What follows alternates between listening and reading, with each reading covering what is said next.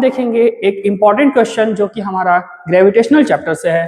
ठीक है, हमारे क्वेश्चन में बोला गया है कि हमारे पास दो सैटेलाइट है। ठीक है, एक है मेट्रिक टन का, तो मान लेते हैं कि फर्स्ट सैटेलाइट है, उसका मास मान लेते हैं कि मास m1 है और उसका मास कितना दे रखा है 1 मेट्रिक टन। आपको पता होगा 1 मेट्रिक टन का मतलब कितना हो जाएगा 1000 kg, राइट। तो यहाँ पे इसका मास दे रखा है 1000 kg। और सेकेंड सैटेलाइट है जिसका मास दे रखा है आपके पास 12 मेट्रिक टन। कितना है? फर्स्ट सैटेलाइट का मास है 1 मेट्रिक टन, दूसरे वाले सैटेलाइट का मास है 12 मेट्रिक टन। तो कितना हो जाएगा 12 इंटू 1000, हाँ है ना। तो ये हो जाएगा 12,000 kg। ठीक है, आगे देखते हैं। बोथ सैटेलाइट्स, दोनों सैटेलाइट्स अर्थ के अराउंड रिवॉल्व कर रहे हैं। ठीक, the height of this two satellites from the earth, जो हाइट है इन दोनों सैटेलाइट की अर्थ से कितना है 1600 किलोमीटर एंड 25,600 किलोमीटर। तो थोड़ा सा एक फिगर ध्यान दीजिए, इधर मैं बना रहा हूं कि अगर हम मान लेते हैं कि हमारे पास ये अर्थ है, राइट, ये अर्थ है। ठीक, अर्थ की रेडियस हमने मान लिया कैपिटल आर से डिनोट कर रहे हैं, यहाँ सेंटर से हमने ले लिया अर्थ की रेडियस कैपिटल आर से।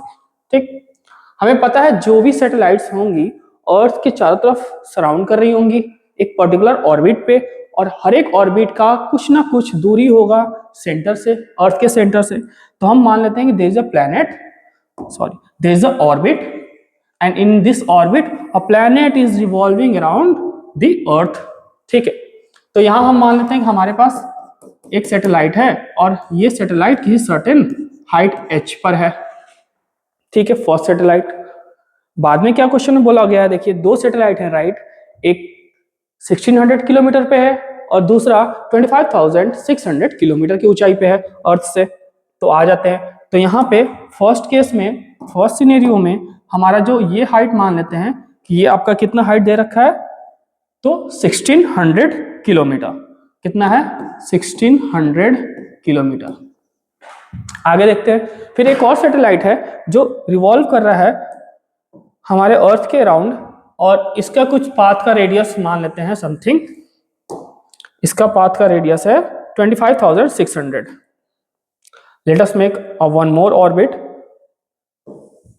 ठीक है, और इस तरीके से हमारे पास एक ऑर्बिट और है, एक और प्लेनेट है, और वो प्लेनेट हमारी कितने हाइट पर है, अर्थ से कितनी दूरी पे है, अर्थ से इसकी जो दूरी है वो यहां से यहां तक तो हो जाएगा उसका रेडियस। ठीक, और यहां से यहां वाली दूरी क्या हो जाएगी, और यहां से यहां वाली दूरी जो हो जाएगी वो हाइट हमें दे रखा है 25,600 किलोमीटर।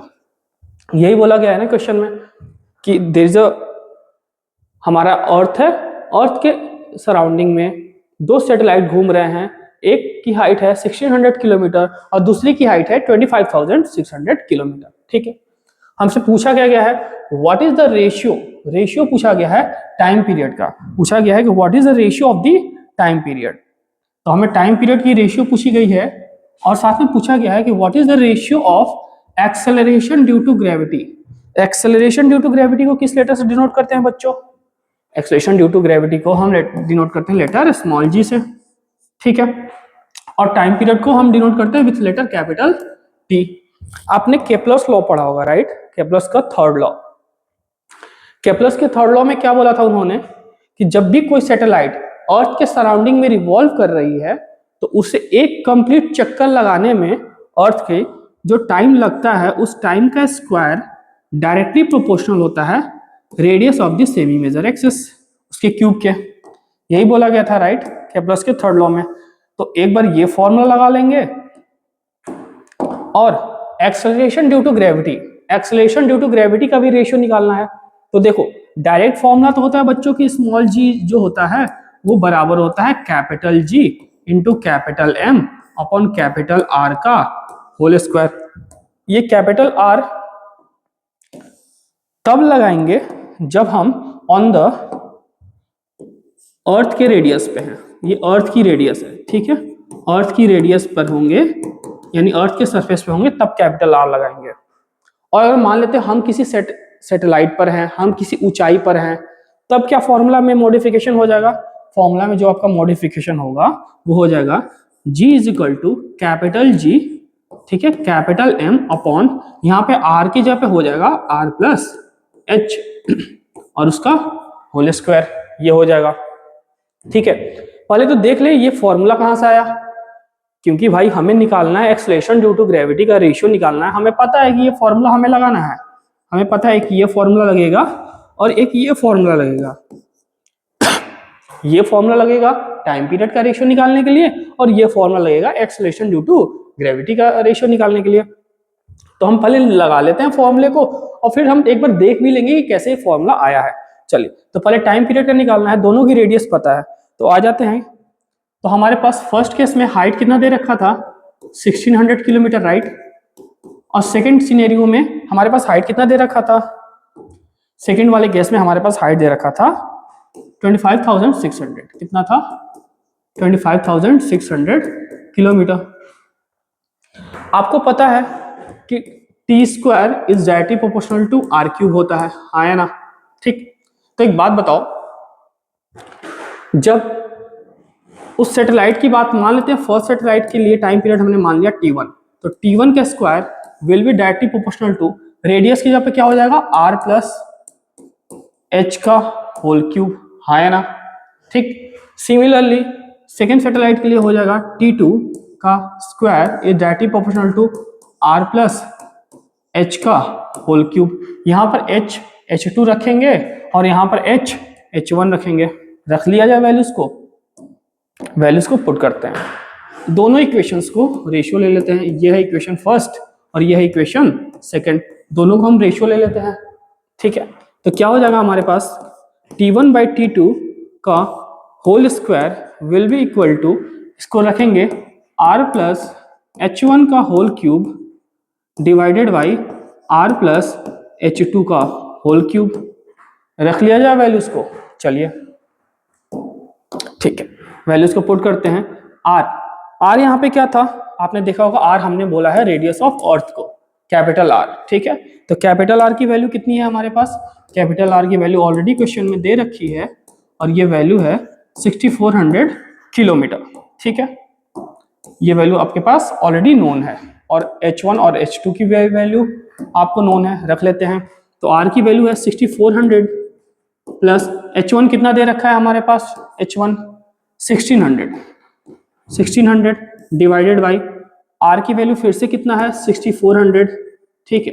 और H2 की वैल्यू कितनी दे रखी है बच्चों, H2 की वैल्यू आपके पास है, कितना दे रखा था 25,600, तो यहाँ पे है आपकी वैल्यू 25,600, दोनों को ऐड कर लेंगे और क्यूब लगा लेंगे और यहाँ से टाइम पीरियड की रेशियो आ जाएगी।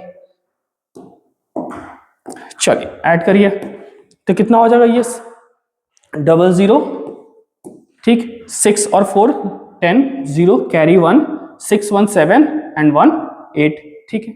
नीचे में हो जाएगा कितना हो जाएगा, ये 25,600 है और ये 6400 है, तो 100 100 00, ठीक है। 6 और 4 10 0 कैरी 1 6 5 11 11 प्लस 1 2 12 कैरी 1 2 1 3, ठीक है, इतना हो जाएगा। और सब में क्या लगेगा, क्यूब, तो सब में लगा देंगे क्यूब। अब यहाँ पे इसको सॉल्व करेंगे, यहाँ से 3 0 से 3 0 कट जाएंगे, ठीक, और क्या कटेगा, तो 8 से 4 बार में कट जाएगा, ठीक है। अब यहाँ 1/4 का क्यूब आ रहा है ना, क्या आ रहा है 1/4 का क्यूब आ रहा है, तो 1/4 का क्यूब कितना हो जाएगा, 1/4 का क्यूब कितना हो जाएगा, तो ये हो जाएगा 1/, अच्छा रुक जाइए, यहाँ पर आप देख पा रहे होंगे कि ये किसके बराबर है, ये बराबर चल रहा है T1/T2 का होल स्क्वायर के, अरे हाँ या ना, चल रहा है ना। सॉल्व करते हैं आगे, तो ये वाली वैल्यू बराबर आई है हमारे इस वैल्यू के, इसको साइड में रख लेते हैं और सॉल्व कर लेते हैं। तो हमारे पास वैल्यू आई है कि T1/T2 का होल स्क्वायर बराबर है 1/4 के होल क्यूब के, तो यहाँ पे है 1/4 के होल क्यूब, हाँ या ना। एक बात बताओ, 4 को 2 का स्क्वायर लिख सकते हैं, राइट, या फिर ऐसे कर लीजिए T1/T2 इज इक्वल टू क्या हो जाएगा 1/4 3, ये 2 जाएगा इधर तो 1/2 बन जाएगा, ये जब स्क्वायर हटेगा तो इस पे अंडर रूट लगेगा, और अंडर रूट को क्या लिख सकते हैं, पावर में 1/2, तो पावर में 1/2 लिख लेंगे। अच्छा यहाँ देखो, तो 1/4 है ना, 1/4 को 1/2 का होल स्क्वायर लिख सकते हैं, राइट। तो 1/4 को हमने लिख दिया 1/2 का होल स्क्वायर इनटू पावर में है 3, पावर में है 1/2, 2 से 2 कट गया, कितना आ जाएगा 1/2 का होल क्यूब। 1/2 का होल क्यूब कितना हो जाएगा सॉल्व करके, तो हो जाएगा 1:8। आंसर कितना आ जाएगा 1:8। तो ये किसका रेशियो आया, ये आया हमारा T1/T2 का रेशियो। तो हमें टाइम पीरियड का रेशियो मिल गया। अब हमें किसका रेशियो निकालना था, सेकंड रेशियो। आइए क्वेश्चन पे ध्यान दीजिए। तो हमें बोला था फर्स्ट केस में कि ratio of the time period निकालना था, जो कि हमने निकाल लिया। तो टाइम पीरियड की रेशियो निकल गई। अब हमें किसकी निकालनी है रेशियो, हमें निकालना है एक्सेलरेशन ड्यू टू ग्रेविटी का। तो निकाल लिया जाए, इस वाले फॉर्मूले को यूज करेंगे और हम अपनी रेशियो निकालेंगे। चले, ठीक है, आ जाइए। तो हमारे पास मान लेते हैं हमारे पास दो सिचुएशन है, दो सिनेरियो है। एक में हमारे पास हाइट h1 दे रखा था, कितना था 60, h1 1600 किलोमीटर, 1600 किलोमीटर। और दूसरे सिनेरियो में हाइट दे रखा था हमारे पास 25,600 किलोमीटर। ठीक है क्या। अब हमें निकालना है एक्सेलरेशन ड्यू टू ग्रेविटी का रेशियो। तो small G is equal to होता है capital G into capital M upon R plus H का होल स्क्वायर। तो एक बात बताओ बच्चों यहाँ से कि अगर हम दो केसेस हैं हमारे पास, तो दो डिफरेंट केसेस के लिए हम जी की वैल्यू लिखेंगे। तो यहाँ से एक केस के लिए लिखते हैं G1 बराबर capital G into capital M upon R plus H है, राइट। तो आर प्लस एच में यहाँ पर एक हाइट h1 रख लेंगे और एक हाइट h2 रख लेंगे। और r की वैल्यू तो नोन है ऑलरेडी, कितना था 6400 किलोमीटर। अरे हाँ है ना, बात समझ में आ गई क्या। चलिए रखिए वैल्यूज को। तो यहाँ पे हो जाएगा 64, अभी मत रखिए, डायरेक्ट हम रेशियो ले लेंगे, ठीक है। तो यहाँ पे हो जाएगा r प्लस h1 का होल स्क्वायर, ठीक है, फर्स्ट केस के लिए। जब हम सेकंड केस के लिए वैल्यू रखेंगे तो यहाँ पे G2 सेकंड केस के लिए capital G into capital M upon R plus height h2 हो जाएगा इस बार, ठीक है कि नहीं। देखो एक और यहाँ पर एक हमारा सैटेलाइट था, उसकी हाइट h1 थी, हाइट h1 हमने मान के रखी थी। दूसरा सैटेलाइट की हाइट h2 मान के रखी थी। दोनों अर्थ के अबाउट रिवॉल्व कर रहे थे और अर्थ की रेडियस कितनी दे रखी थी, कैपिटल R। हाँ है ना, दोनों दो डिफरेंट ऑर्बिट में रिवॉल्व कर रहे थे। और हमें पूछा गया था कि भाई यहाँ इसका कुछ टाइम पीरियड होगा, इसका कुछ टाइम पीरियड होगा, दोनों का रेशियो निकालना था। फिर साथ में पूछा गया इस पे एक्सेलरेशन ड्यू टू ग्रेविटी की वैल्यू कितनी है और इस पे एक्सेलरेशन ड्यू टू ग्रेविटी की वैल्यू कितनी है, इसका भी रेशियो हमें निकालना था, ठीक है। आ जाते हैं फाइनल सिचुएशन पे और लेट्स विल सॉल्व इट। तो यहाँ से हम G1 अपॉन G2 का रेशियो निकालेंगे। तो G1 अपॉन G2 का जब रेशियो निकालेंगे तो देख पा रहे होगे आप G और M कॉमन क्वांटिटी है तो वो कट हो जाएंगे। तो capital G into capital M divided by R plus H1 का होल स्क्वायर फर्स्ट वाले केस के लिए। सेकेंड वाले केस के लिए capital G into capital M divided by R plus H2 का होल स्क्वायर सेकेंड केस के लिए। हाँ है ना, कैपिटल जी एम कट जाएगा, R प्लस H2 का होल स्क्वायर ऊपर चला जाएगा और R प्लस H1 का होल स्क्वायर नीचे आ जाएगा। तो यहाँ पे हो जाएगा ऊपर में चला जाएगा R प्लस H2 का होल स्क्वायर और नीचे में हो जाएगा R प्लस H1 का होल स्क्वायर। रख लीजिए वैल्यूज को जल्दी जल्दी, ऑलरेडी हालांकि हमने पीछे रख रखा है। R की वैल्यू कितनी है 6400 किलोमीटर प्लस H1 की वैल्यू है 1600 किलोमीटर डिवाइड में R प्लस ये पूरे का होल स्क्वायर इस बार लिख लेंगे क्योंकि दोनों जगह क्या है, स्क्वायर है। तो यहाँ हो जाएगा 6400 किलोमीटर प्लस H1 यहाँ पे, अच्छा H2 था, राइट। तो H2 की वैल्यू कितनी है 25,600, H2 की वैल्यू है 25,600 और यह है 1600 किलोमीटर, ठीक है। क्योंकि हमारा जब हमने रेशियो लिया तो H1 और H2 पलट चुका है, राइट। तो यहाँ से हमारा हो जाएगा ये हाल वैल्यू हो जाएगी 25,600, ठीक है। और ये पूरे का क्या हो जाएगा स्क्वायर। अभी पीछे ऐड किया था हमने, राइट। कितना आया था ये वैल्यू, जब इस वाले पार्ट को हमने ऐड किया था तो 32,000 आया था और ये 8,000 आया था। ठीक है, तो यहाँ पर जब ऐड करेंगे तो ये आएगा 32,000 और ये कितना आया था 8,000 और इसका क्या है होल स्क्वायर है ना, बोलो हाँ या ना। ठीक है, होल स्क्वायर है, कट कर लीजिए, 3 0 कट जाएंगे, यहाँ से कितने बार में कटेगा ये 4 बार में, राइट, बताइए 4 बार में कटेगा। अब यहाँ पर इसका स्क्वायर है तो कितना हो जाएगा, ऊपर में हो जाएगा 4 अपॉन नीचे 1 का होल स्क्वायर, तो कितना हो जाएगा 16/1। कोई दिक्कत परेशानी, तो यहाँ से हमारा G1 और G2 का रेशियो कितना आ जाएगा, तो G1/G2 का रेशियो आपके पास आ जाएगा 16/1 और 16:1। So this is the required answer for the acceleration due to gravity. और इससे पहले हमने क्या फाइंड आउट किया, टाइम पीरियड, टाइम पीरियड का रेशियो कितना आया था हमारे पास 1:8। तो यहाँ मैं लिख दे रहा हूँ कि T1/T2 का जो रेशियो आया था वो आया था 1/8, हाँ है ना। चलिए मिलते हैं नेक्स्ट वीडियो में, एक नए क्वेश्चन के साथ। Thank you.